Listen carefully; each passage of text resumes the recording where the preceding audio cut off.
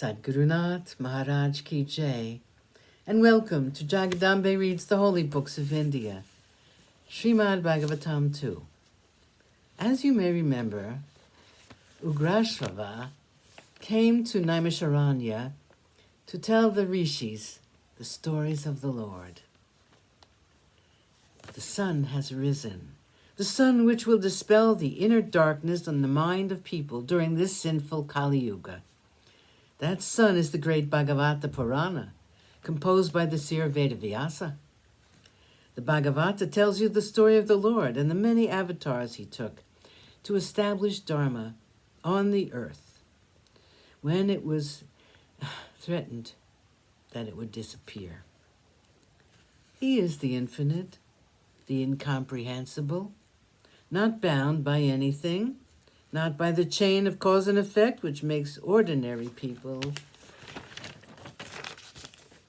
live through janma after janma in an endless cycle. He's beyond all this. But people are not good enough or great enough to realize him. They can see only through human eyes, perceive only through the senses, and grasp things only through the human intellect. We approach him with the eyes of people. We ascribe to him qualities which we have and try to gauge him by our standards.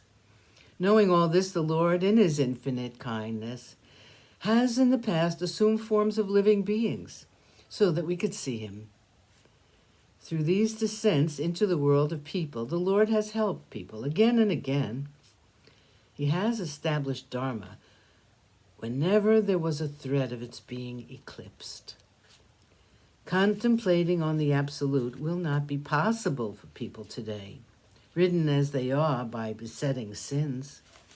But even the worst sinner can be saved if they listen to the stories of the Lord, his many avatars. The Bhagavata is just that. The path to the Lord is devotion, the Bhakti Marga. It is bhakti, which we see as the golden thread running through all the avatars. The Bhagavata is a string of beads, which, like a japamala, helps you to realize the Lord and reach him. Vyasa composed this Purana as his last contribution for the good of the world. I will tell you how it came about. 2. The coming of Narada. The river Saraswati was flowing placidly.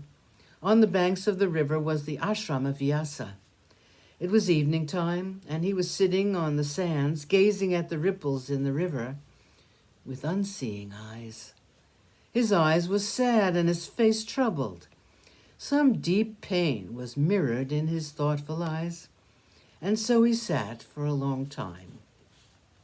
The silence around him was broken by the twanging of the strings of the veena.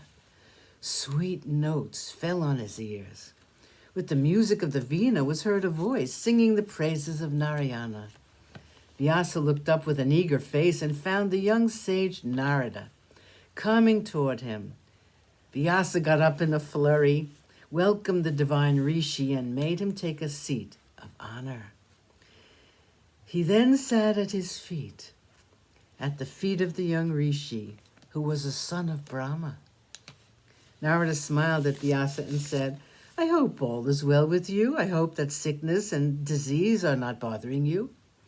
I'm confident that your mind, clear like a pond, is without agitations.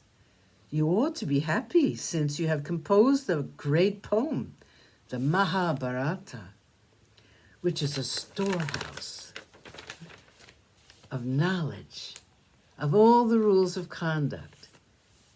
It is a great achievement, and the world of people will benefit by your work. As for you, learned as you are in the Brahma Vidya, you must be without any sorrow.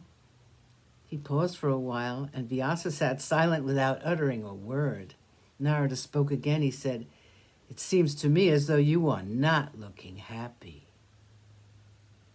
Sadgurunath Maharaj Ki Jai. Thank you for coming.